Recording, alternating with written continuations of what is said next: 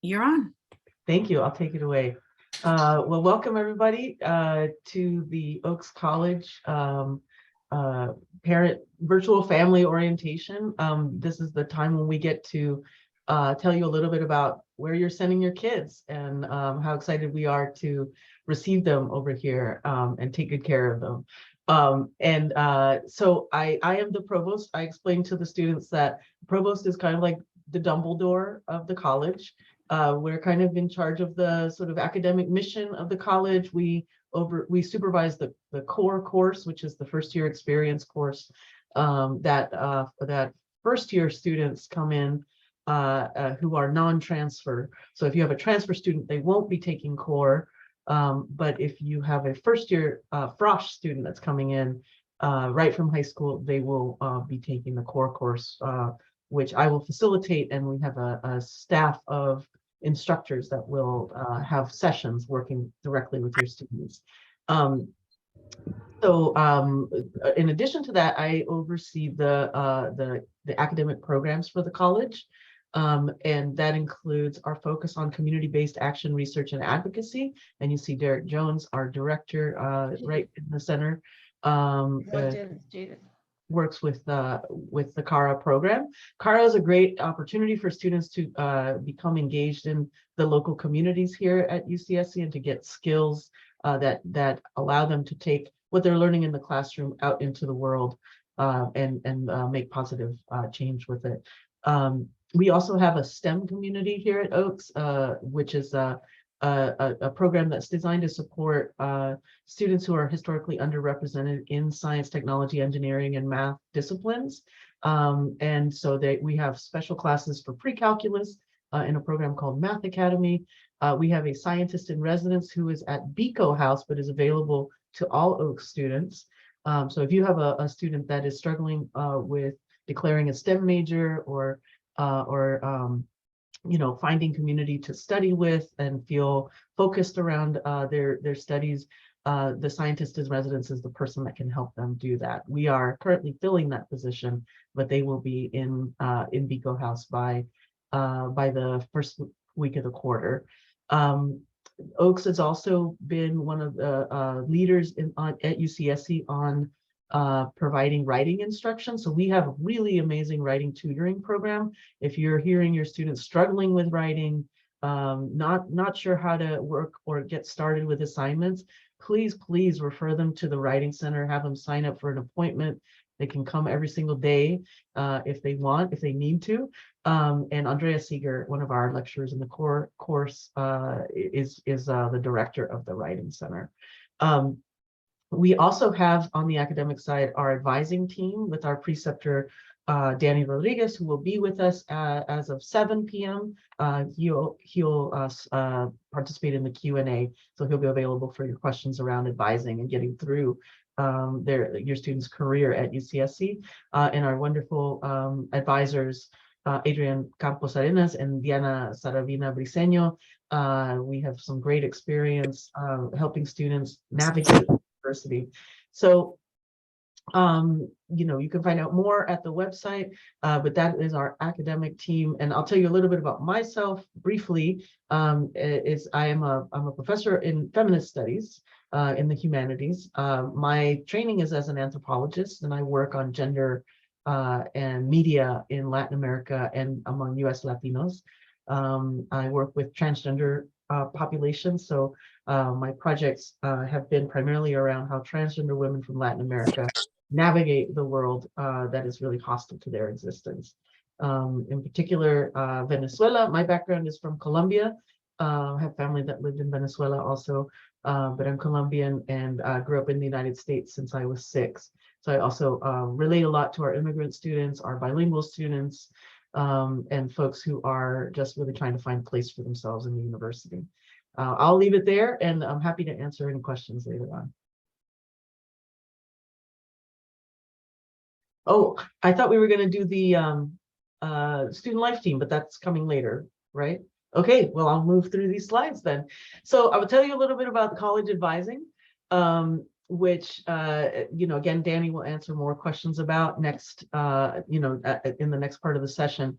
But your college advisor at UCSC, it's a little different than you might remember from your own college experience if you've been to college, in that we really create a lot of identity and community through the colleges. So students find their primary support navigating the early years of their college experience and getting through to graduation in the college. So they'll go to their college advising office.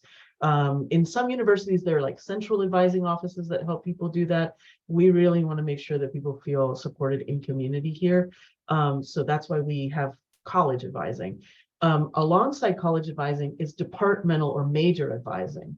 And so your student will have two different advisors, at least, that they will be in dialogue with. And so the department advisor or the major advisor will help them understand how to graduate in their chosen major and how to declare it and things like that. And for some majors, it's quite important for them to be in touch with those major advisors early on so they can map out their career and make sure they're on track to graduate. We get our students involved in advising early on. Even now, advising has been part of the summer orientation class. Is available to students who have questions. There's drop-in.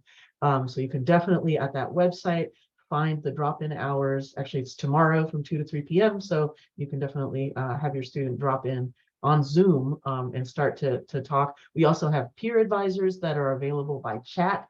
So if they ever have a question and they're like, I need to know the answer right now, they can reach out to our peer advisors. And if they're working, we won't be taking chats at like 2 a.m. But for the most part, but a student peer advisor will be able to help a student more quickly figure out what they need and whether they need to have a meeting or not. So we'll work with them on academic progress, making sure that they're moving through and getting the grades that they need to get to stay enrolled. General education requirements, any petition that they have to fill out. And if they just need some support or help, they're kind of feeling lost, not sure where to reach out, advising offices are great for first place to start. All of that information for advising is confidential for your student. Our staff, our faculty, and our advising and our advisors are not allowed to talk to parents about their student status. And this is protected by a federal legislation called FERPA. So in order to discuss your student status, your student has to give us permission. They have to do what's called a FERPA waiver. So we can help you figure that out. We can help your student figure that out. But just know that there may be specific questions you might have that we're not able to answer because of that federal legislation. And okay, I'll move on to the next slide. And there are 3 classes your students are going to need to take in the fall quarter. For first year students that are not transferring in, so freshmen, frosh, though they will be in the core course, which is called OAKS 1, and it's a class focused on racial justice, diversity, communication, and really focused on critical thinking and being able to kind of to have the skills that students need when they go into our classes in the majors, so that they can feel comfortable speaking up in class, writing what they think in an assignment, and really feel like they are solid in doing that work. For the 2 other courses that they'll have to take, we recommend that they choose a writing class to fulfill their writing requirement. The writing requirements are a little tricky to navigate sometimes, depending on your student's writing level. They actually take a test, like a self-assessment, and it tells them where they might end up in the writing, which class they should go into. And they will need to start with that sequence as soon as they're finished with their assessment. We also suggest that they take a major exploration class, so a class in an early class in their major, like an introductory class in their chosen major would be a good start.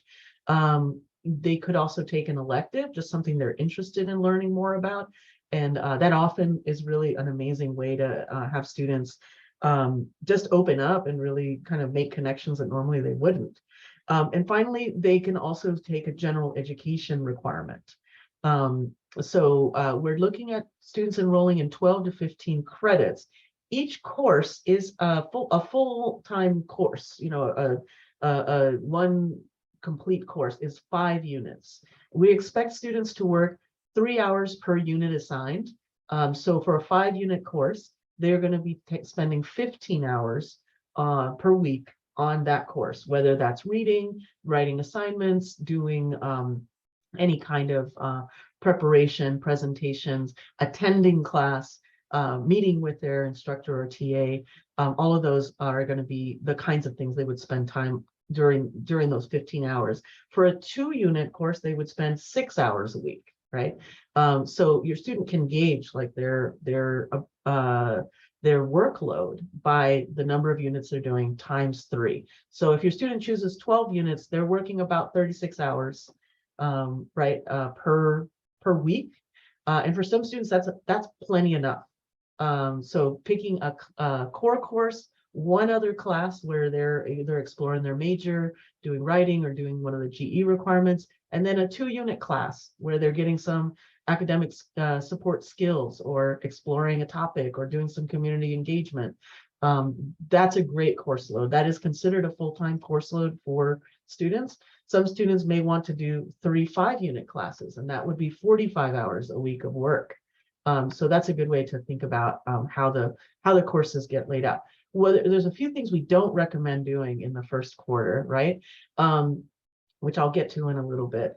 But the main thing to think about is you don't want to push your student in the first quarter they're on campus, as they're adjusting to being here, to taking really complex prerequisites for their major. Those classes may be better to do in the winter and spring quarters. And the great thing about the quarter system is they have that first quarter to really kind of get their bearings at UCSC, and then they can really make progress. Your student may be different. Maybe they're really, want to get into those classes. If they're feeling it, great. But don't feel like you need to push them to do that until, ask them to talk to you about it if you're talking to them about it in the winter and spring, rather than saying, why don't you load up on all those math classes the first quarter you get here.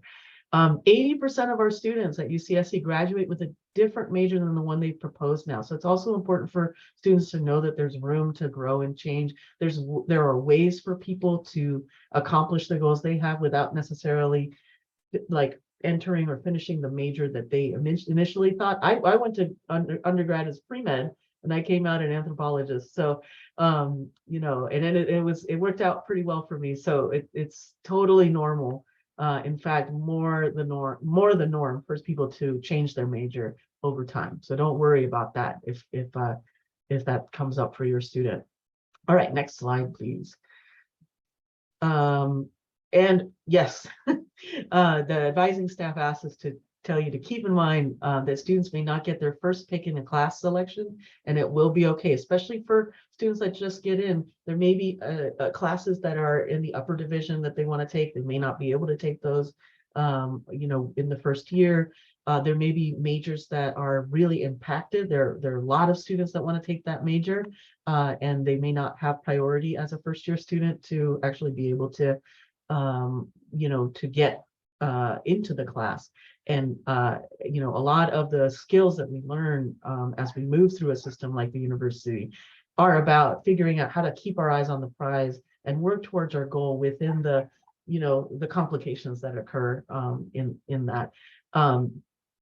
What will be important is for students, if they're not getting the classes they really need to get, or they feel they really need to get, to reach out to their advisors in the college and in the major to just make sure that they can explore the alternatives that will work for them at this point in their career. Okay, next slide, please.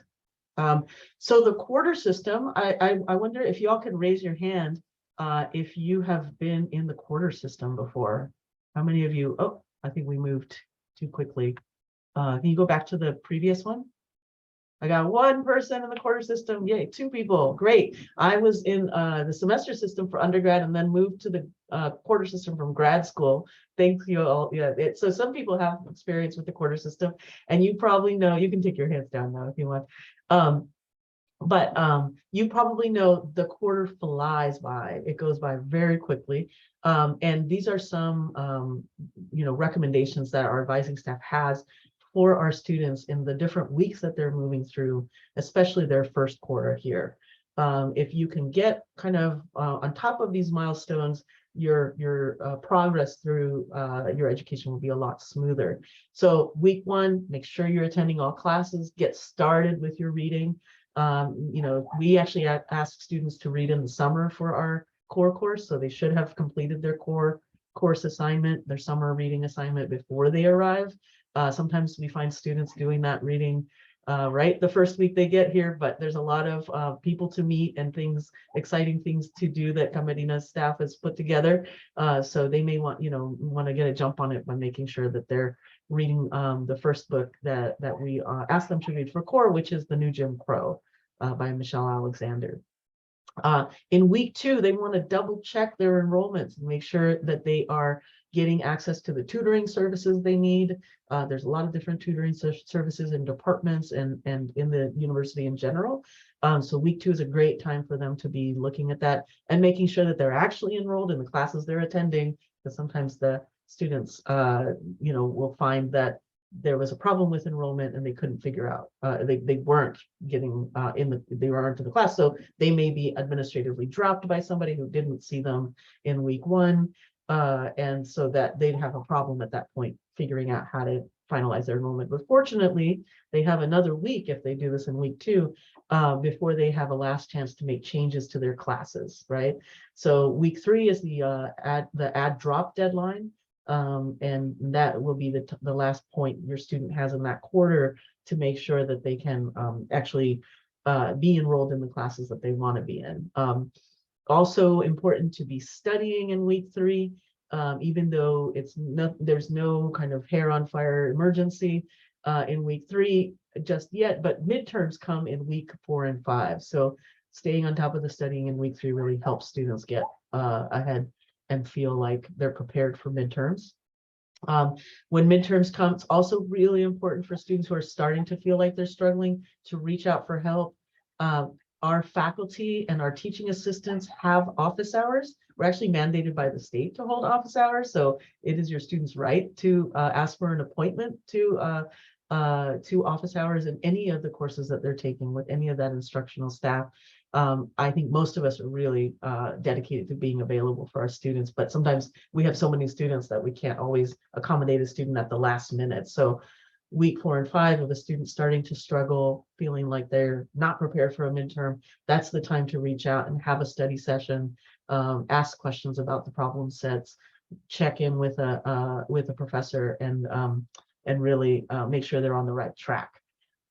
Week 6 is the last chance that students can withdraw from a class. That's if a student really is struggling and doesn't see that the class will be able to be finished, in the way they want to. They can get out of it by week 6, but that is the deadline. So in week 7, you usually will receive your midterm scores by then, and by then you need to have any tutoring or other learning support that you're identifying based on your midterm performance, and get ready for enrollment in the winter quarter, because that goes really quickly. So you can already see we're not 2 months into the college experience, and students are now having to enroll for their next quarter. So they can start searching classes week 7, asking their department and major advisors, as well as the college advisors, to help them navigate what classes they should be taking in the winter.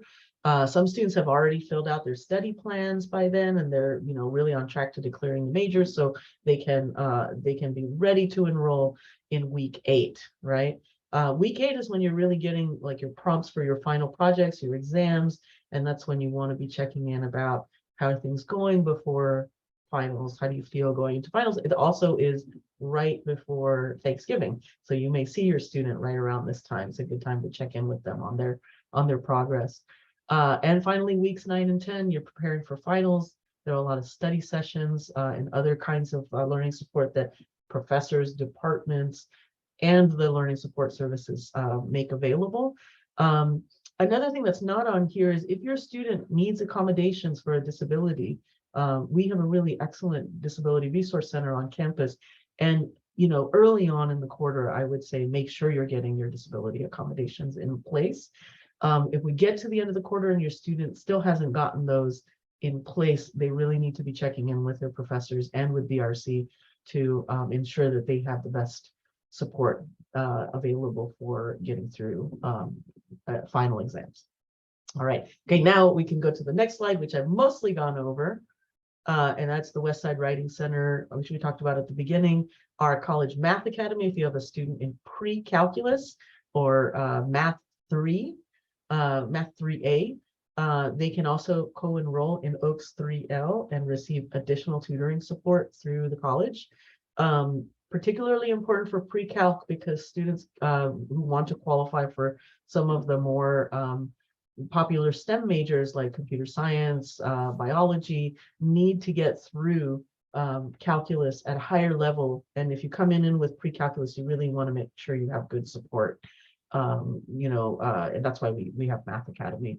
Our scientist in residence, as I mentioned before, and our community-based action research and advocacy program are all available to your students.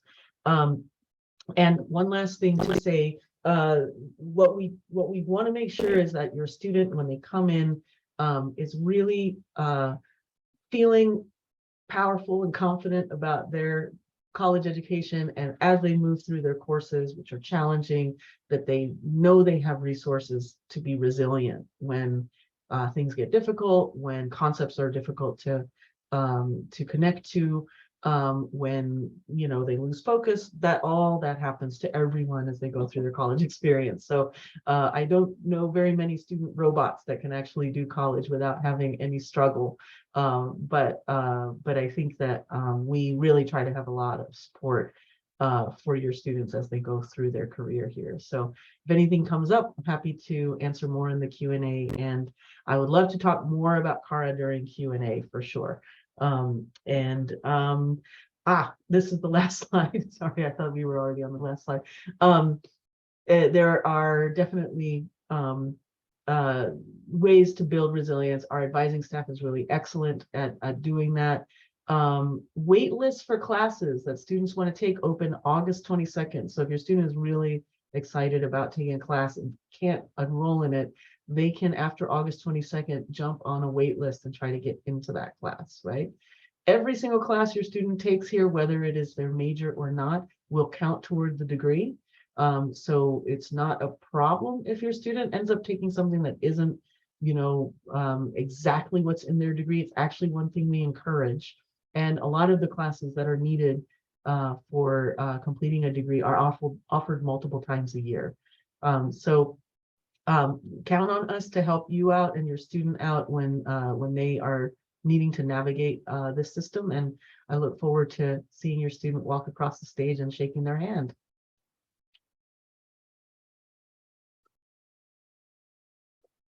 I'll pass it back off to you, Marty. Thanks. I was like, wow, you already moved to graduation.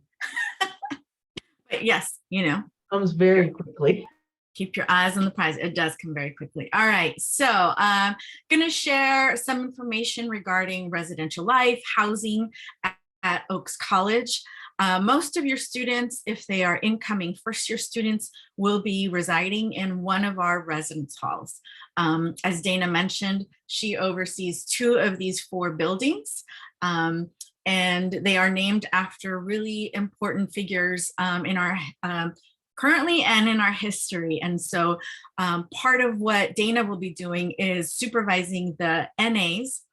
They are neighborhood assistants, which I'll talk more about, who do some really critical programming, informing your students about the namesakes of our buildings and why they are so important to us at Oaks, and hopefully will become really important to them as well.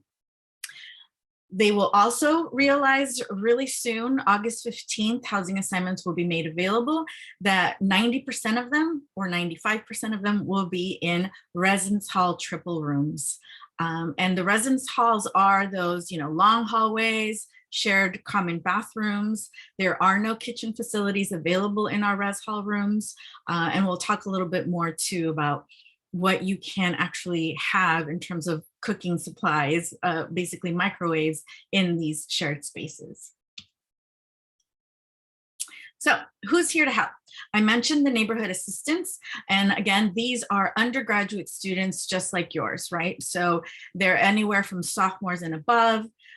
They participated in a recruitment process this past academic year, have been through interviews and applications and reference checking. We do background checks on all of them because they do have access to rooms.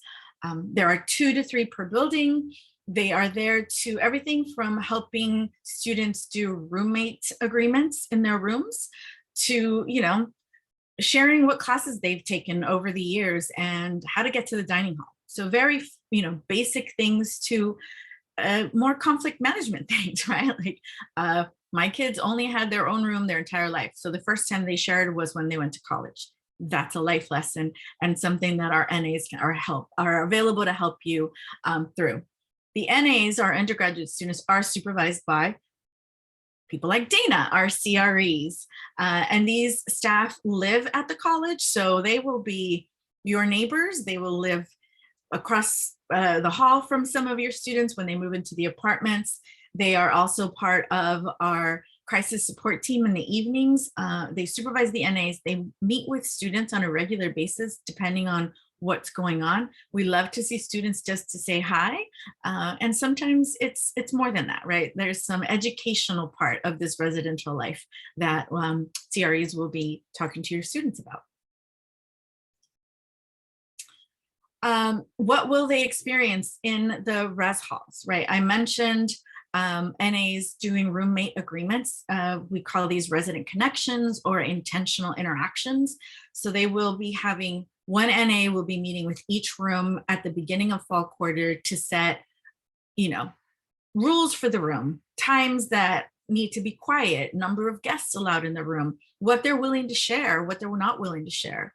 There will be also programming, right? Camerina's team helps coordinate welcome week events, that first week of events that includes the entire first year student class. Dana's team will be doing more in-house programs, right? To the first night they move in, they're going to have the policy meeting. Here are the quiet hours. Here's what you do if you get locked out, right? Here's where the garbage cans are. Don't leave your pizza boxes in the hallway, that type of stuff. So that will be happening. And our NAs also, they live in the building. So they will be seeing them on a daily basis in the dining halls, on the way to the bathroom. So it really is an education in living outside your parental home or your family home or where you grew up. It's your first experience in adulting. Some important dates that we like to share with families, parents, friends that will be partnering with us on getting your students through this quarter system, which, as Marcia mentioned earlier, moves very, very quickly. We have our first holiday comes up really quickly. It's a Thursday. It's just, a day off. But Veterans Day, November 11th, students can stay in the residence halls. Dining halls are open. It's just they won't have classes on that day. So for us, there's no work. So that's awesome. The next time is the fall break or Thanksgiving holiday, whichever you prefer. The residences do remain open, but the dining halls close. So students who live in the res halls, as most first year students will not have access to the dining halls. So what we see is the majority of our students do leave for the fall break. Dining halls will reopen for Sunday dinner. Most of them start leaving evenings on Wednesday or early Thursday, but that's the deal with fall break. The next big time is winter break. So our residences do close effective Saturday, December 10th at noon. So finals will end that Friday. Officially for the campus, students have, anytime that week, depending on their classes, their finals might end on Tuesday or Wednesday. It's really up to them. But we do need them all to have left their rooms by noon on December 10th. Dana and her team will be doing what we call cleaning and safety inspections then, right? We make sure that smoke detectors aren't covered and that, there isn't like piles of garbage in the room because the residences will be closed and will not reopen So students will not have access to their rooms, will not be allowed back into housing until Friday, January 6th at 10 a.m.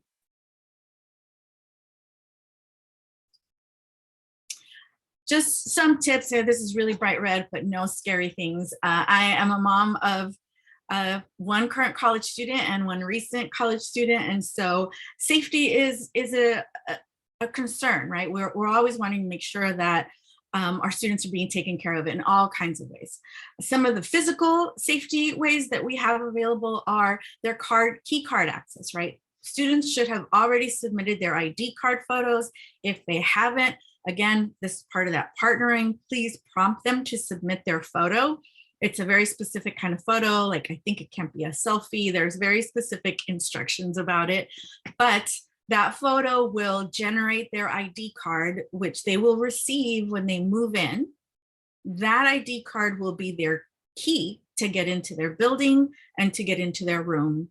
It will be their bus pass. It will be their access to the dining hall. So it's really crucial that they submit their ID card picture. The residents, staff, NAs and CREs are on call every night of the week from the time our business offices close at 4:30 p.m. until we reopen at 9 a.m. The numbers to access our on-call staff will be available in every single building. And so if a student is locked out, if a student is in some type of crisis and needs someone to speak with, there is always someone available when our offices are closed. One of the other amazing features on our campus is the community safety program. So these are full-time professional staff. They wear vests that identify them as a community safety officer. And their work shifts are from 7 p.m. to 3 a.m. every single night of the week. They even work during the winter break closures. So the great feature is that they are on a radio that connects directly to our campus central dispatch, who is then connected, really quickly with our police department and fire department. They also just help with lockouts, so they're a great community resource. We also have a cruise alert system. So again, one of the other things we ask you to partner with us is encourage your students to sign up for Cruise Alert. Cruise Alert is similar to what in your communities you might recognize as the reverse 911 system. So when there is a large scale community warning, the campus will activate Cruise Alert. We haven't necessarily had to use that in the recent past. So it really is for large scale emergencies. So please partner with us and encourage your students to register. More of our safety resources, we do have a police department physically on the campus. So it's part of the University of California. And we have a fire response. So we are part of the larger City of Santa Cruz Fire Department, but we have a fire station physically on the campus. So really available readily and get to know our campus really well. So as you'll see when you move in, if you haven't toured the campus, our campus can be a little difficult to maneuver if you're not familiar with this, but our safety resources are on our campus, part of our team, and so very familiar with our spaces. And of course, counseling and psychological services. So we refer to this as CAPS. This is a service that is available to your students as a registered UCSC student. Homesickness is real and it's normal and it's okay. You're leaving the routine that you have known for however long you've been a part of it.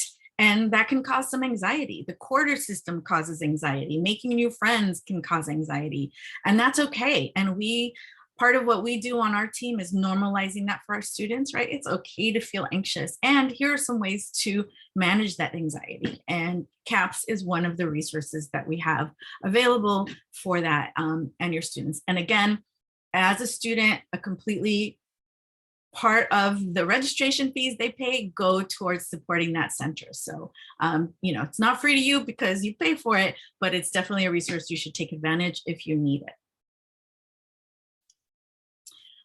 Some more safety tips, right? Carry emergency contact information. Most students, I know my kids rarely carry their wallets if they're they don't carry wallets anymore. Everything's on their phones. So, put in a case of emergency number on there, find out what your insurance information is and carry that with you, put it in your phone. We will be doing so many different types of tours on Welcome Week, local tours of the college, campus tours, city tours, how to get to Safeway on the bus from campus. They should definitely participate, right? To get to know their surroundings, get to know where they are. At night and during the day, things look very different when the sun goes down at UCSC. So encourage them to participate. Keeping their student portal emergency contact updated. The emergency contact is different than the billing information. I am the billing responsible person for my college student, but I'm not necessarily the emergency person unless he puts me in there as his emergency contact. Again, once they join the university team, the rights that parents or family members had to information changes completely hands over to your student. And so they are the caretakers of all of their information. And again, partnering, right? If you want me to help you out in an emergency, I need you to give me access to do so. Reporting any suspicious behavior, right? I think, it's this say something, do something. Maybe you don't want to call the police, but tell your NA, tell a CRE, tell someone if you think something's going on that just doesn't feel right to you in your community. Again, be familiar with your surroundings. All students will be participating in an evacuation drill the first week that they're here. The fire department comes to our college, sounds off all the alarms. Everybody has to vacate the building. They need to know, where is the staircase? When I come out of my room, do I go left? Do I go right? These are important things for them to know. I know in my home, I can get to the bathroom and back with my eyes closed. That's not necessarily true when they get to Oaks. And at some point, hopefully they'll get there, but it's important for them to participate in the evacuation drill. All right, I think, did I go too fast? And now we're going on to some fun stuff here. I'm gonna hand it over to my teammate, Camerina. Thanks, Mari. Yeah, so college programs. So the purpose of our office and our department is to provide social, educational, cultural, and wellness related activities for your students. So before, I don't think this slide is on here, or I don't think this specific detail that I'm going to mention is on here. So I wanted to mention it before I got started. Our website is currently down, but when it is up, I don't know why it's down. Mari, I messaged you about that. I'm like, I don't know why it's down. All of it's down. But when it's up, all of our information in regards to the programs that we host at Oaks College are on our website. So we have a really cool page for Welcome Week. All of the Welcome Week programs that are going to happen throughout the week that your student first gets here, they're on that calendar. All of the programs that happen throughout the academic year, we have a programs and activities page on the website as well. So something really, really good to know for yourself and for your student is that these resources are constantly emailed to them and sent to them via social media and different avenues. But number one, it's always on the website. So that's something really, really good to know. So these are some of the programs that happen throughout the academic year. They're like our traditional ones, so they usually always happen, and they're definitely the ones that the students enjoy the most. So one being Spirit Week. Spirit Week happens every October or November. It varies via year. We get a huge attendance across all of the different apartments and dorms, all of the NAs and the CAs. Everyone gets together. Spirit Week is super, super dope. Sports tournaments. We also have sports tournaments, sometimes volleyball, sometimes flag football, sometimes a lot of really cool things. We have sports tournaments. We also have off-campus trips. We offer those throughout Welcome Week. In addition to that, we also offer them throughout the year, sometimes depending on, students' needs, whether they want them, whether it went well during Welcome Week, etc. A really, really, really popular thing at our college and across UCSC, but I would say we have some of the best ones, are definitely our open mics, our talent shows, and our new but hopefully traditional Oakscella, which are just events where we have students come out and either share their talent or encourage others in sharing their talents. These events are super well attended. We get over 500 students at them. A lot of them happen throughout Welcome Week, and then additionally, they also happen throughout the year. So really, really cool opportunities for your students to get engaged in. And if you are a like curious family member, friend, parent, you can also see a lot of these programs online and be able to see like, hey, there's this program that's happening today. If your student is not as much of an extrovert, maybe you want to go, or you just let them be and they know about these resources because they are an extrovert. So things like that. And then next slide, Welcome Week. So Welcome Week is super, super, super important for your student.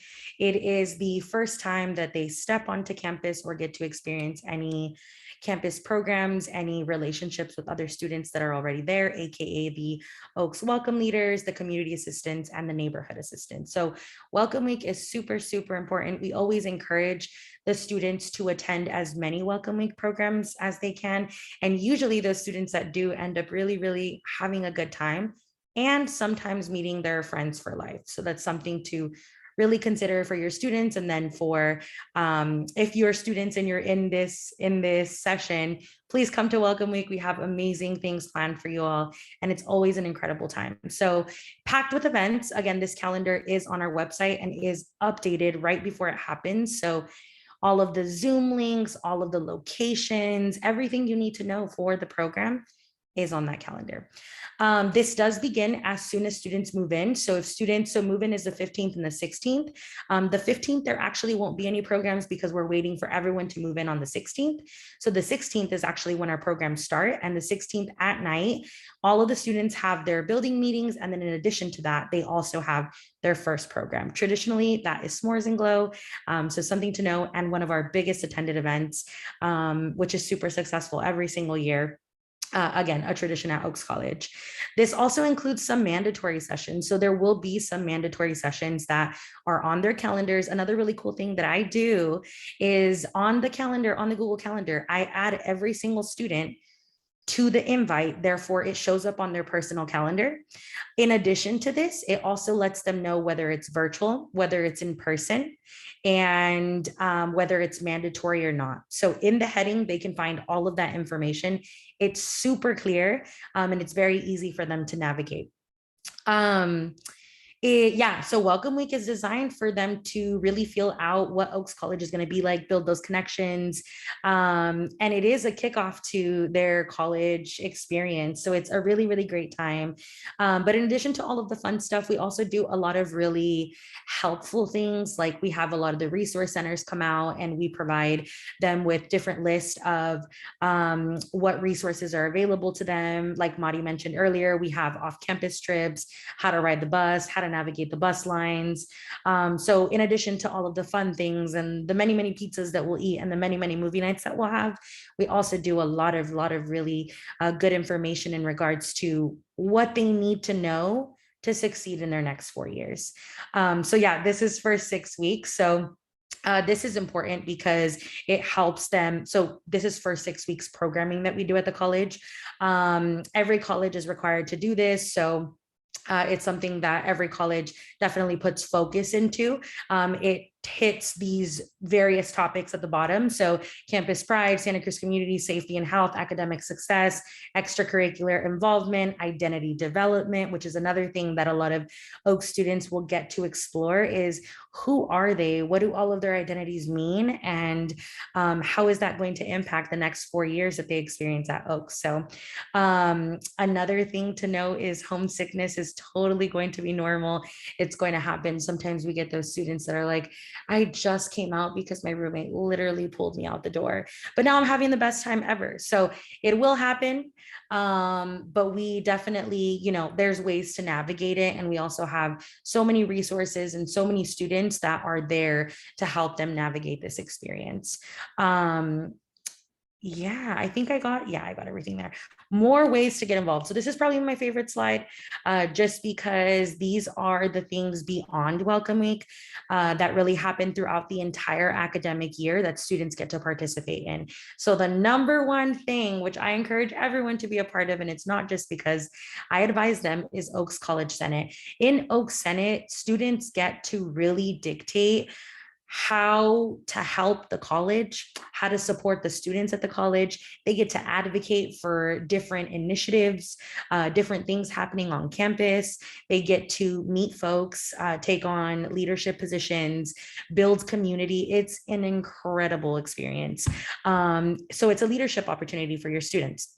And again, students, if you're in here, please join Oak Senate. It's amazing. They also have a Welcome Week event that they put on that has an event basically where you can get to know them. So Oak Senate is amazing. 2, Anime Club. I know Anime Club was trying to come back this past year after, you know, being gone for 2.5 years in the pandemic. So it's something that's up and coming and continuing, but Anime Club has been super successful at Oaks College. Another thing is the Oaks Garden. So our Oaks Garden went through definitely a rough patch throughout the pandemic because, you know, no one was here and there was no one to really upkeep it and take care of it. But this last academic year, when I tell you, the students really got together, made it, literally brought it back to life, and it is beautiful. So we now have an Oaks Garden team, an Oaks Garden leadership team and committee. They meet every single Saturday to do sometimes hikes, sometimes they clean up and do some gardening. So it varies, super awesome. Salsita. So Salsita also happens at Oaks College. It's an event that happens not all of the time, but a few times throughout the year. And it's something that we partner with the El Centro to do, which is one of their ethnic resource centers on campus, and has been very, very popular in the past. Poetically POC. So Poetically POC is another one that students have been trying to get to bring back. And it's basically people of color, BIPOC identifying people coming together and sharing their love and their experience, or even their non-knowledge of poetry. Poetically POC has held historically a very awesome space at Oaks College for students, for BIPOC identifying students who want to share their poetry. So that's another one. Practical activism is also something that still happens and has happened for many, many years, with collaboration of Oaks College, a little less in the last 3 years, just because of the pandemic and our transition with that. I mean, everyone knows a lot of the questions that we've gotten are also in regards to how the pandemic has impacted students, and it's impacted us a lot, but including staff, but we are finding our way back from it. And this is one of those things that's definitely coming back. And then beyond Oaks College, we also have so many organizations, so many resources, so many fairs, so many programs that happen that your students can get involved in, that will help them understand all of the resources that they have available to them on campus. One of the biggest ones I will say is Cornucopia, which happens throughout Welcome Week.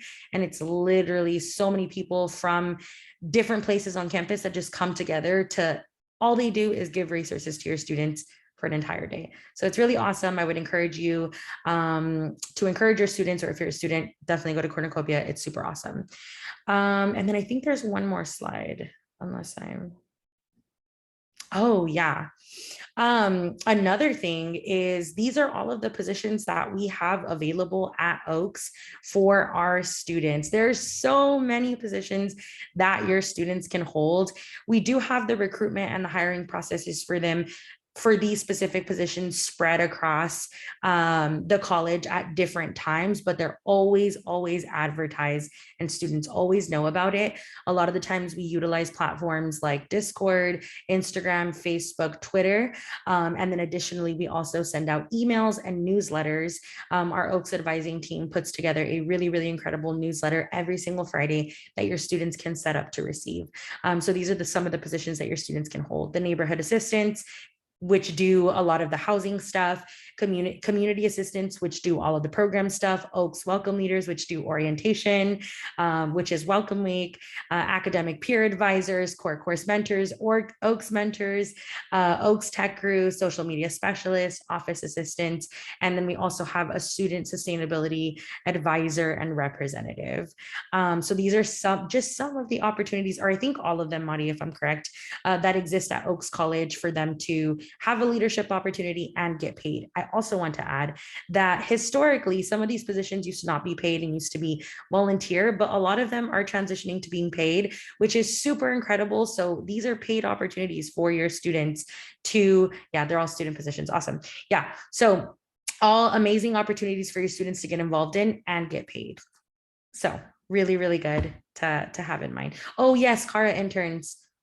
Take a step back really quick. We do have Kara interns as well. And they are amazing. We've had really, really great experiences and relationships with them across programs, across housing. And then maybe Marcia can talk a little bit about that during our question time as well. And then Mari, do you want to take over the mail at Oaks? Yeah. Thanks, Camarina. So we're getting a lot of questions coming in the chat, COVID protocols, dining hall, and I will speak on those. So mail at Oaks. So this is an actual picture of the teeny tiny mailbox our students get. So our Oaks mailroom opened in 1975. And as y'all can imagine, Amazon was not a thing. So our mailroom has not been updated. What students do get is when a package does come in, we scan it into our software system. They get an email letting them know that they have a package to pick up from mailroom.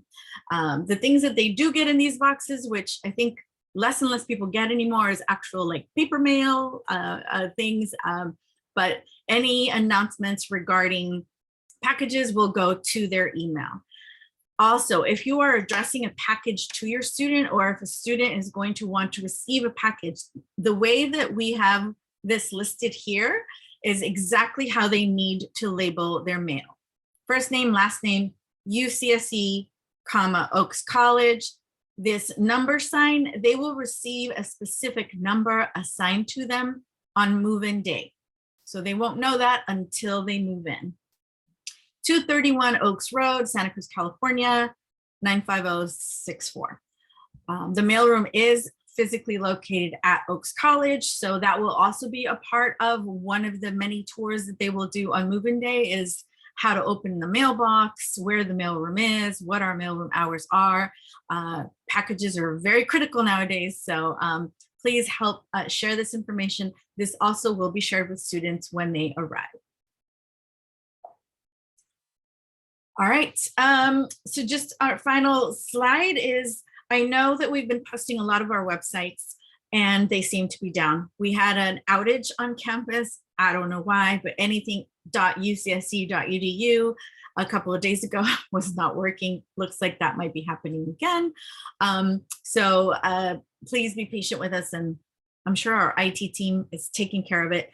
But follow us on Facebook. I know I hear from my kids nowadays, Mom, nobody does Facebook. I do Facebook. So people in my generation, maybe a lot of the parents in this group still do Facebook.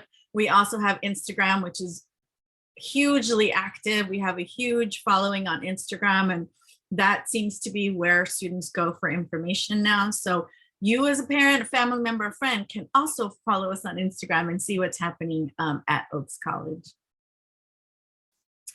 All right, so I'm going to stop sharing my screen now and see if we can tackle some of these questions that have come throughout the, I'm going to start with an easy one, our dining hall. So if those of you have been on campus or not, the Oaks / Rachel Carson dining hall is currently being rebuilt. They tore it down to the foundation.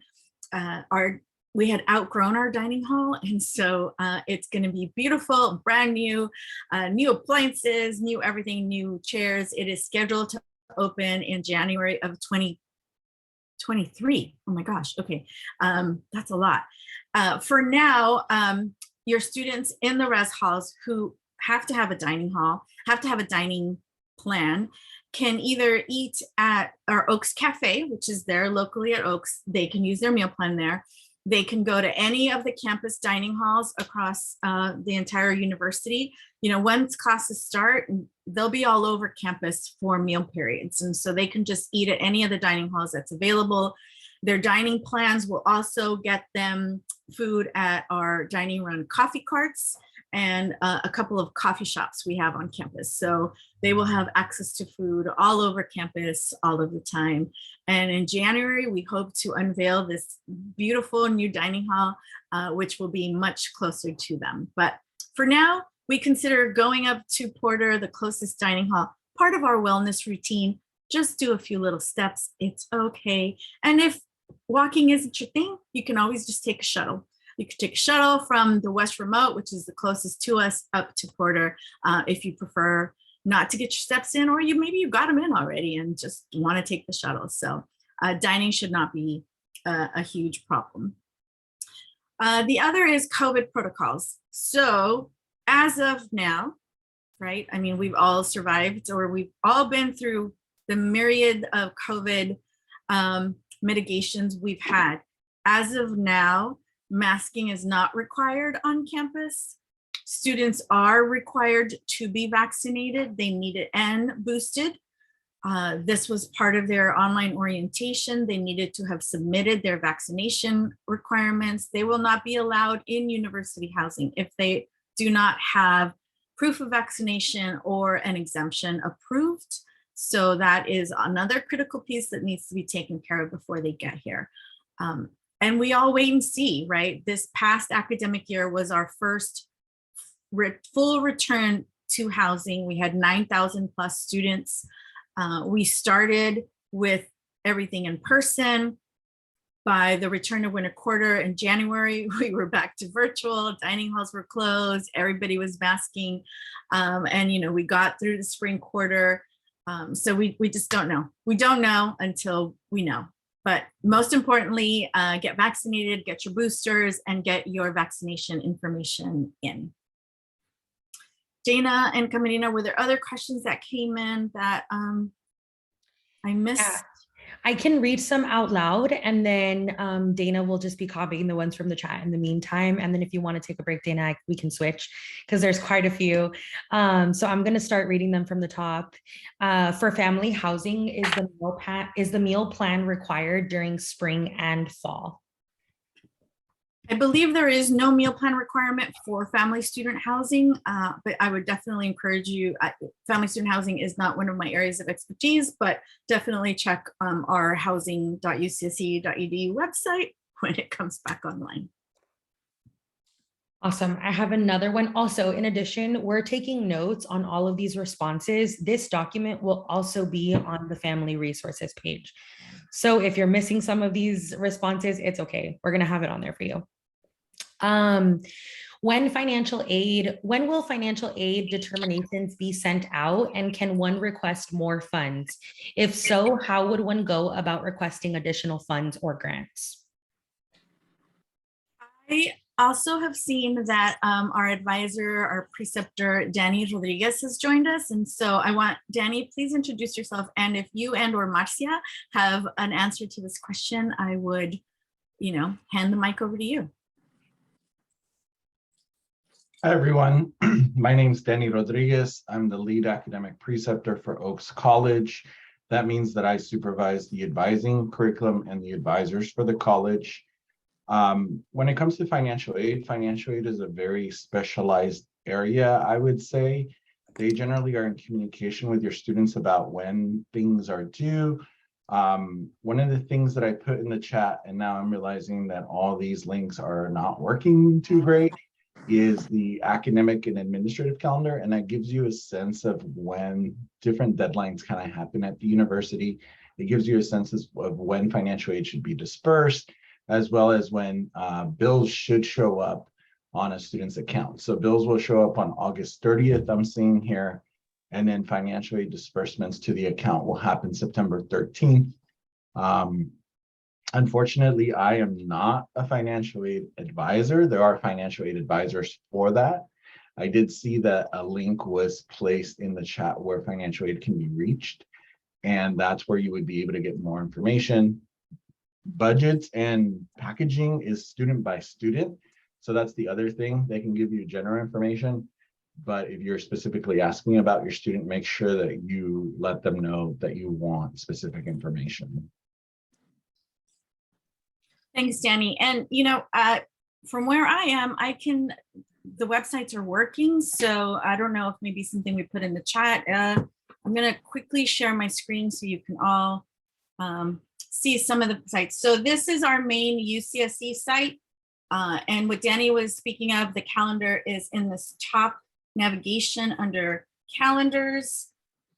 And then you have academic administrative, key academic administrative dates. All of those are available. They have very specific when instruction ends, what holidays per quarter. And then there's, of course, more detailed ones that students or you yourself can follow. I have to look at the Davis ones to know when my student's bill is due because he just doesn't tell me. So, you know, I can keep myself informed.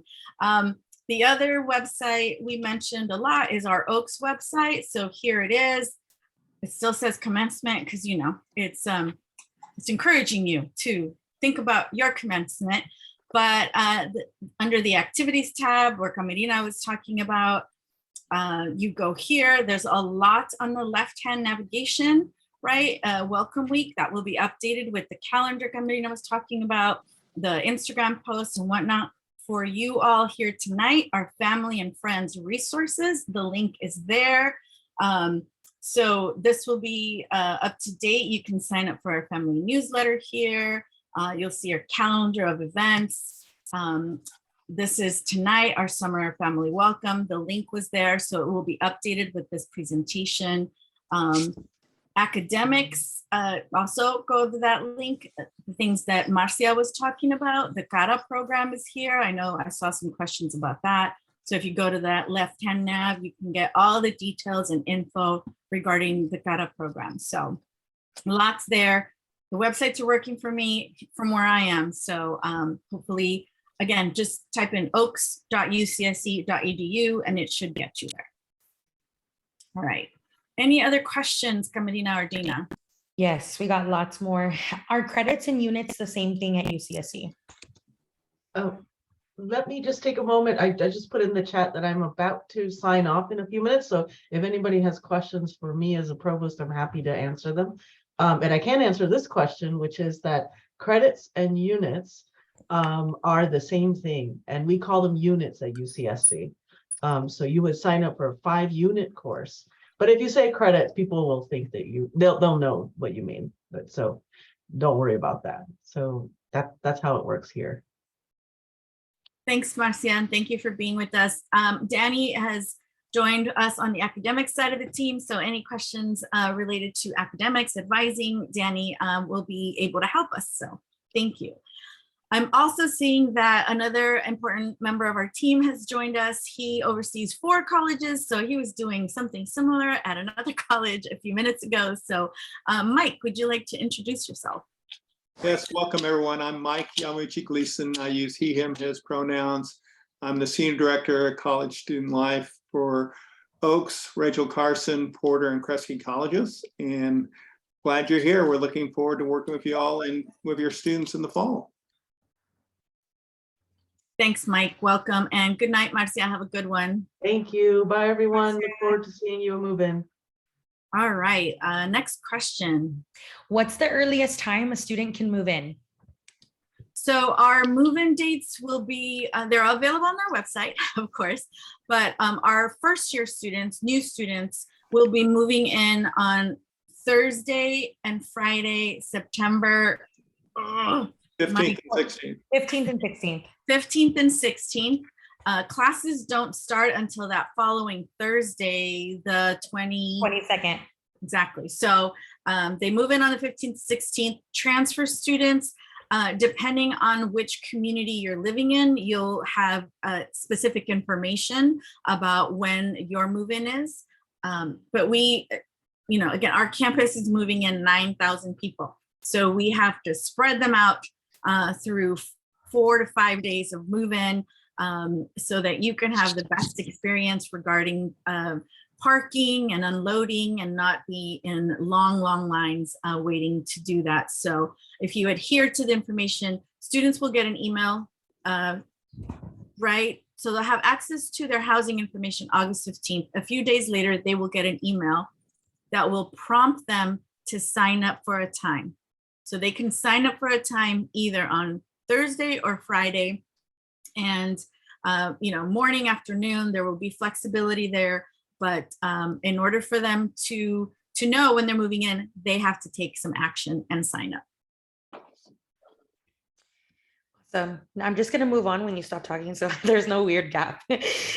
Is club rushing during welcome week? I don't really know what club rushing is, but we do have lots of activities put on by different clubs throughout welcome week. In addition to that, like I mentioned earlier, we have cornucopia, which is where if you mean like fraternity and sorority rushing, then they can also learn about that at cornucopia. But if you're looking into like rush week in regards to that, I think they call it something different at UCSC, and it will not happen during welcome week. I'm almost positive. So if it was in regards to that, I'm sure there's more information online. I'll look for a link and I'll post it in the Google Doc that we're going to put on the website. But during welcome week, there are a lot of opportunities to meet with clubs throughout cornucopia and other events that will also be available to them via their Google Calendar. And then the next question is, if we need to alter our meal plan based on what type of room we're assigned, is there a deadline for making that switch?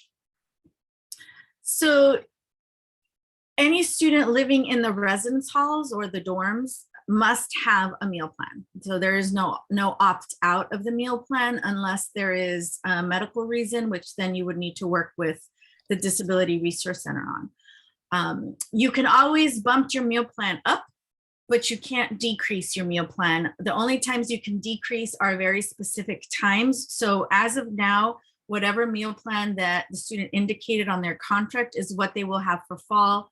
There is a date in November when they can change their meal plan for effective winter quarter. And there will be a similar deadline in winter to change it for spring quarter. But again, if you're in the res halls, you must have a meal plan. Awesome. Next question, for family housing, is the meal plan required? Oh, I already asked that one, I think I put it twice. Can you talk about I think you also answered this one. Can you talk about the Oaks Dining Hall being closed? You did talk about it. Moving on. Okay, how do the meal plans work? Do the students get more for their buck if they get a meal from dining hall versus cafe? Does a slug point equal $1? A slug point does not equal $1. And I'm gonna again refer you to a meal plan. If you look at the website, yes, they will get more for their slug point at a dining hall than at a cafe. And the cafes don't have the same amount of food, the same varieties of foods as the dining halls do. The dining halls have vegan, all the different dietary restriction types of foods available during the hot meal food periods. And they're also open more hours than the cafes. So, it will really be up to the student to, as they get to know the campus, visit the different dining halls, look at the menus. The menus are available weekly online. So I know that as a staff member who has a meal plan, I always look to see what's being served at which dining hall before I go there. Because if someone's having like Indian bar, I'm gonna go there. If Porter's having, chicken green pozole, I'm gonna go to Porter's. So all of this information is posted online, and they can look at it and see which dining hall has something that they're feeling like eating to go eat. Good one. I always forget to check the menu. How is the process to choose roommates? By when do they need to start thinking about that? Roommates are done. Housing assignments are done at this point. So for your incoming first year and for incoming transfer students, all assignments are done. The only assignments we're working on now is our continuing students who are on wait list. But for the following year, sophomore year, year two, the housing application process happens in April. So second week of April of 2023, our process will be open. This is when students get to apply, submit their application. They need to apply on time to maintain the priority if that's what they have. This is also when they'll be able to identify roommates and pick apartments. So for current students, roommates are done, assignments are done, and we will make it all work. Dana and her team are in full force making those assignments work for your students. The next question is, are there activities for transfer students or new students living off campus? Yes. So all of our programs will state whether it's encouraged for first year students and transfer students, or either or. Some are directed more towards one population, some are for both of them. So actually another thing I do on the calendar is I say if the program is for all students, first year students and first year transfer students, or if they're guided towards first year students or only transfer students. So on their calendars, they will have dictated on that Google Calendar and on the invites whether the program is for them. But yes, transfer students always come to our programs. We also partner with the STARS Center on campus, which supports transfer students. We always represent their programs. They always do a program at Oaks throughout Welcome Week. And so, yeah, there are definitely programs for students, and they do show up. Yeah. Next question. We have been hearing from many second-year students that they are not getting on-campus housing. Should we be worried about our housing moving forward? You know, I think if COVID hasn't taught us to be flexible, be ready to pivot and be resilient, I don't know what it's taught us, but I feel like since March of 2020, I can't guarantee or say anything will be true. What I know was true this year is that the campus prioritized providing housing to all incoming first-year students, all returning second-year students, and then there are other different smaller categories that got priority housing. This also includes applying on time, right? One thing that has made a lot of students lose priority was applying late or canceling their contract. If you cancel your contract at any point during the academic year for a non-academic reason. So if you're going on EAP or some academic reason, you still keep your priority. But if you cancel and think, I'm gonna live off campus for a few weeks and see if I like it, and then I wanna come back on campus, you've lost your priority. So again, our website includes very detailed information on how to maintain your priority. And that includes, again, being on time and following the guidelines. So the majority, we have at this point housed over 8,000 students. That's a lot of students, but we also still have over 2,000 on our wait list. So housing is a concern on campus for your current first year students. If they stay in housing for the full academic year, they apply during the application period in April, and they follow all the guidelines, read their emails, they should be okay. And this means they get priority for a university housing space. That doesn't mean I get a single on the 3rd floor and living with all the people that I want to live with. That's a different understanding, right? Priority for a university housing bed is different than getting exactly what I want, where I want it, with whom I want it. And that's a challenging conversation we have to have a lot this summer. Next question, can students live at Oaks College for all 4 years? It's more and more rare because again, our student population continues to grow. Our housing has not grown as it needs to. We are struggling to build, partially due to, different lawsuits. You can look it all up online. But so a 4-year guarantee is no longer a reality. And again, COVID changed the word guarantee. We can't guarantee anything anymore. So we do prioritize housing for for the first 2 years. But it is very rare for students to stay in university housing for 4 years now. Awesome. Thanks for that. Are there any activities designed for introverts during Welcome Week? This is a really good question. And yes, we do. So in addition to still having virtual events, which we will also have because we want students who are not comfortable coming out or maybe just want to stay home one night, we're going to have virtual events. But in addition to that, the welcome leaders that we hire all have different abilities, identities.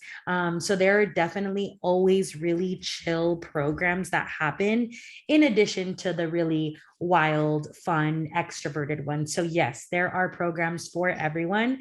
And there are so many programs that happen that your students will have an abundance of choices of which ones they want to go to. But I also do want to add that, I want to add again, that we will continue to have virtual programs, not as many as we did in 2020 and 2021, but they will still exist because we want students to have that option if they're not comfortable. So yes.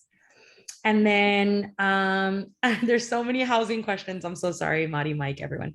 Is the meal plan available to choose now? When students signed their housing contract, the meal plan choice was part of that. So it was, tell us what type of housing room you'll prefer, a double, triple, quad, and tell us which meal plan you want. So that's already been determined if they're in university housing. Awesome. When is move-in day, and are there activities with family, or do we just drop students off? I can answer that a little bit too. So move-in day is the 15th and the 16th. On both of those days, we will have a little like relaxed hangout spot for parents, families, students, friends, whoever wants to come by. That spot is usually where parents and anyone who really wants to hang out can come, hang out, ask questions about literally anything that they have.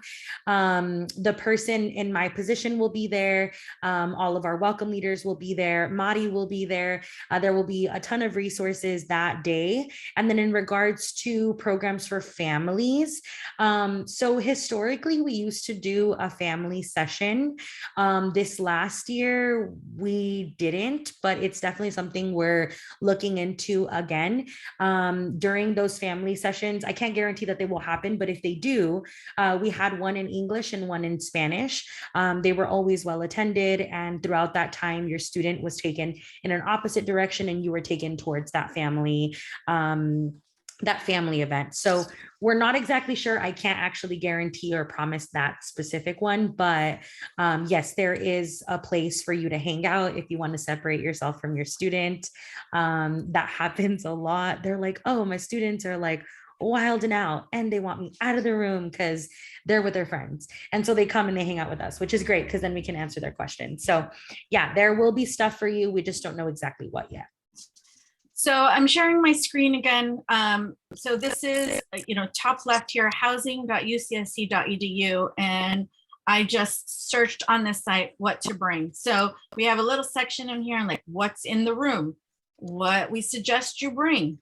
I saw a question about mini fridges. Yes, a lot of our students have mini fridges, but as I mentioned earlier, triple rooms are small. So we cannot have 3 mini fridges in these rooms. The electrical outputs probably can't handle it. So once your students have access to their roommate information, we encourage them to communicate with each other. There is a collegefridge.com rental service. And if you rent through this service, the fridge will be delivered directly to your room. So for those of you who might be lifting the boxes and things, this might be one less thing you have to do. So consider that option. We also include the, what not to bring to campus. So, peruse that at your leisure. Some of the other things that have been brought up a lot is dining. So you can connect directly to the dining website from here.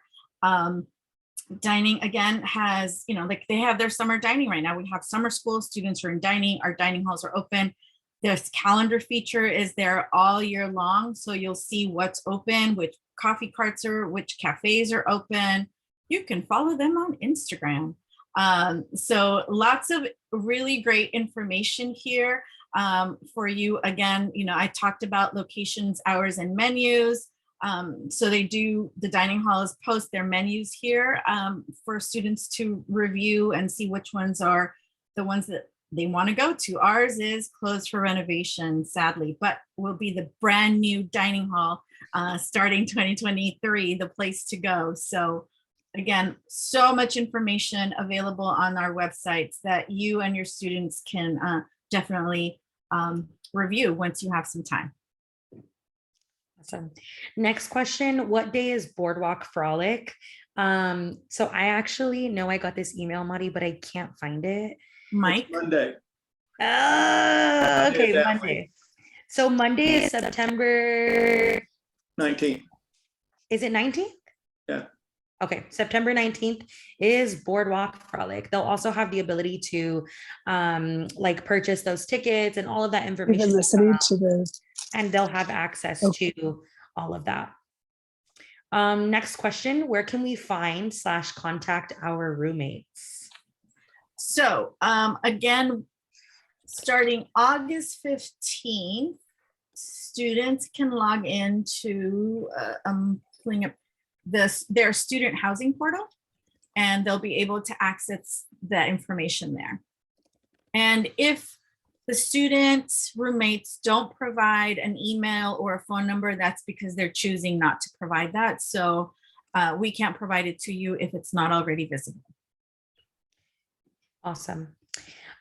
Is there an orientation for parents as well during welcome week? Kind of like I mentioned earlier, there might be, that's up in the air right now, but you will also receive information about that the day that you get there, if there is or if there's not. Is there, next question, where do most of the 3rd or 4th years find housing? Is there any plan for expanding campus housing in the near future?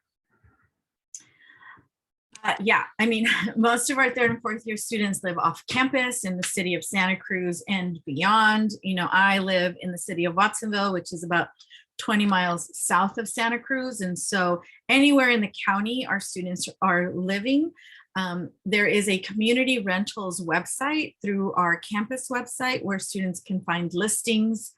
There is plans for expansion. You know, if you've seen our campus, it's beautiful. There's like red-legged frogs and beautiful redwood trees and beautiful meadows that some people in the community don't want to see touched. So we're fighting the battle. We are fighting the good fight. We know that we need to build. We have building plans ready to go once the battle is won. So the plans are there. Again, you know, it's this balance of maintaining the beauty of the geography of our campus and providing the resources that our students need. Awesome. And we do have one major building project going on right now that will deliver around 900 new beds. That'll be completed by fall of 2025. So we're slowly building up. And as Mari said, we do have plans for a new building. It's just a matter of getting through some of the litigation so we can build it. Awesome. So next question, will students be assigned enrollment appointments with an advisor, or do they have to reach out to Oaks College Advising on their own on Wednesdays? Yeah, that's a really great question. So until summer orientation kind of comes up, next week we will be hosting several virtual events to kind of advise students on what comes next, particularly during summer orientation enrollment. We have reached out to students to let them know that we will begin working closely with them after kind of that summer orientation occurs and those presentations have occurred. So people should be on the lookout for invitations to join us to those events. As of right now, we're still working with continuing students, kind of closing out the quarter.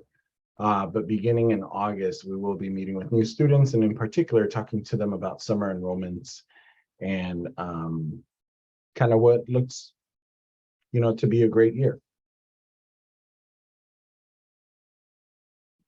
Awesome. Next question. Can students bring a skateboard if they do not ride it on campus? They can bring it, but will they actually not write it on campus? If they are seen by the police department, they will get a citation. So I'll write that here. Next question. Will there be an opportunity for parents to spend time with their child on Saturday after move-in? yes, and there will be activities that day. We ask that students and that you partner with us, right, to encourage them to attend all Welcome Week activities. I believe there's an academic advising session on the weekend that is critical. And so, yeah, I think within the day, there is a time to like have a great time, mijo coffee or something. But we do encourage you to, say your farewells and let them start their time at UCSC. Awesome. One of the last questions, what are the hours for the bus schedule on campus? I'm gonna leave that to our lifetime bus rider here, Mike Yamauchi-Gleason. Yes, there's actually two bus systems that go across campus. The white buses are the campus shuttles, and they hit the bus stops anywhere between 7 and 5 minutes as they rotate through.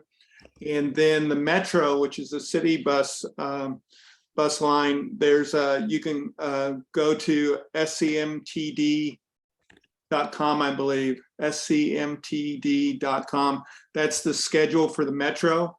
And so there's multiple lines that come through campus on a regular basis. And because the students are enrolled students, their ID with an active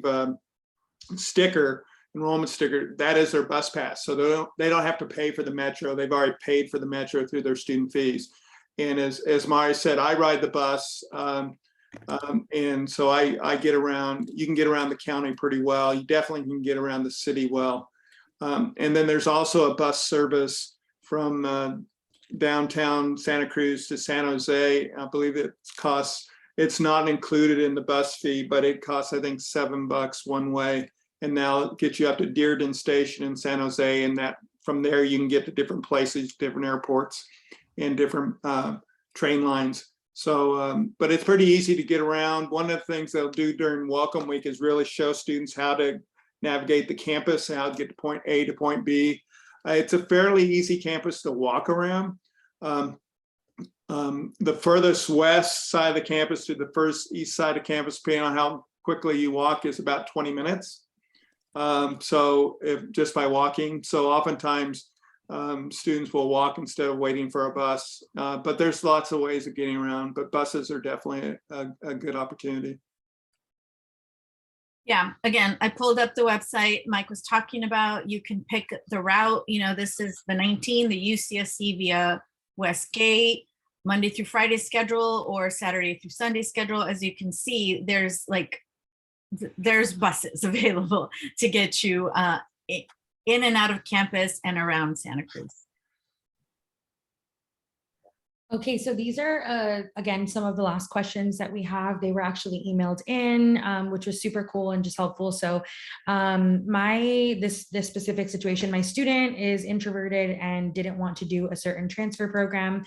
They will also not seek out connections or social events on campus unless they are required or friends suggest it. Are there any requirements to participate in Oaks College events as a transfer student? To answer that question, because there's like 4 questions in one, there are some required programs that they will be required to attend.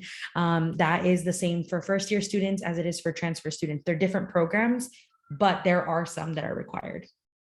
Second question, how do students living off campus connect?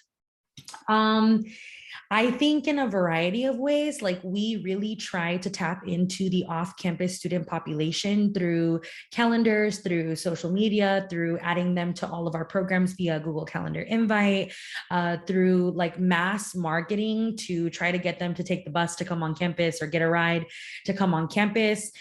So there are a lot of opportunities for them to participate in programs. It kind of, one of the main barriers, if probably one of the biggest barriers would be like transportation or getting on to campus. But there are lots of programs for them to be able to connect with folks on campus. And then another question, I don't know if anyone wants to add anything to that. Madi, Mike, Dana, anything? I would just add and I think Danny already put the email address in the chat, is to connect with STARS for transfer students, services for transfer and reentry students. Their offices are actually housed at Kresge College, so it's not too far from Oaks. And they do a lot of programs for transfer students, particularly those that are off campus as well as on campus. So, and they have a mentor program, a mentor-mentee program. They do lots of different activities. As Camarina said, they do programs at Oaks as well. So STARS is a really good resource for transfer students. Yes, thanks for adding that. Let's see, there was like one more question. Oh, for transfer students in general, is there any sort of in-person orientation or opportunity to meet other students? We kind of answered that earlier. I know that many universities have welcome events. All of the welcome week events are also available to them. So again, I mentioned there are some that like they wouldn't need to go to, but all of them are open to them. And STARS will have welcome events for new transfer students as well. So then they'll be able to meet folks that they may identify more with in comparison to maybe a first-year student. So yeah, that's another great resource. And then, oh, this is a question that I think we should definitely address. Is there anyone who will or could check in with my student once or twice a semester? This is if they are on campus, off campus. Well, I would expect freshmen to need support. Transfer students also need support since they don't have that direct RA experience. So is there anyone who could check in with a specific student once or twice?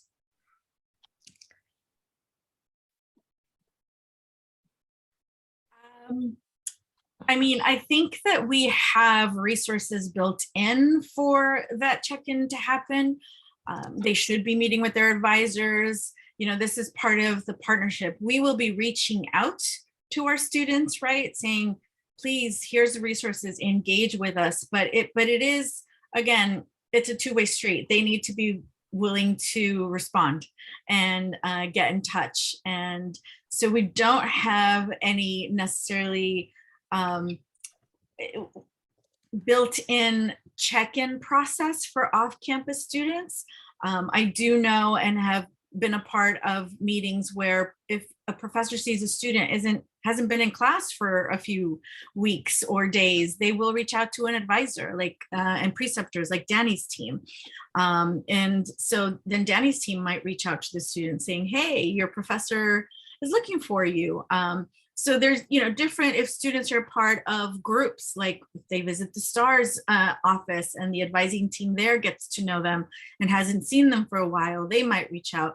So it really is important for the student to make a connection somewhere on campus, right? Again, we have virtual ways to do that, but they do need to connect with a support center. Many of our ethnic resource centers, the Women's Center, the Cantu LGBTQI Center. There's so many ways for students to get involved. So if you are on campus, off campus, or your student isn't likely to be attending a lot of these social events, maybe talk to them about, hey, did you visit X, Y, or Z center? And get engaged that way. But they do need to take some action to get engaged. And we also know that our transfer students that live on campus have some of the same kind of adjustment needs as our first year frosh. We found that out. We started the transfer community at Porter, I think in 2010. and we thought that we would need fewer RAs per floor to support our students with transfer students. We were wrong. And so we do spend a lot of time in those communities with the RAs reaching out to students, our new transfer students, to help them get adjusted to campus life. Awesome. And then there are a few other questions, but I think they're being answered in the chat already. So those responses are just going to be transferred onto this Google Doc that we're working on behind the scenes and will be posted on the website. So there are so many helpful questions and resources on here. Mari, do we have time for, like, if anyone has some last burning questions? Yeah, definitely. Let me just close out by thanking our Oaks staff team for being here this evening and helping to introduce you to what our team is here for, right? To support your students, to give them, a hand in starting this new journey in their lives. And, again, there will be bumps in the road, but there's always something out there to help you support you. So you have our information, the websites, social media, sign up to get our newsletter if you're leaving us now, so that you can stay engaged. We will have a family day in winter quarter 2023.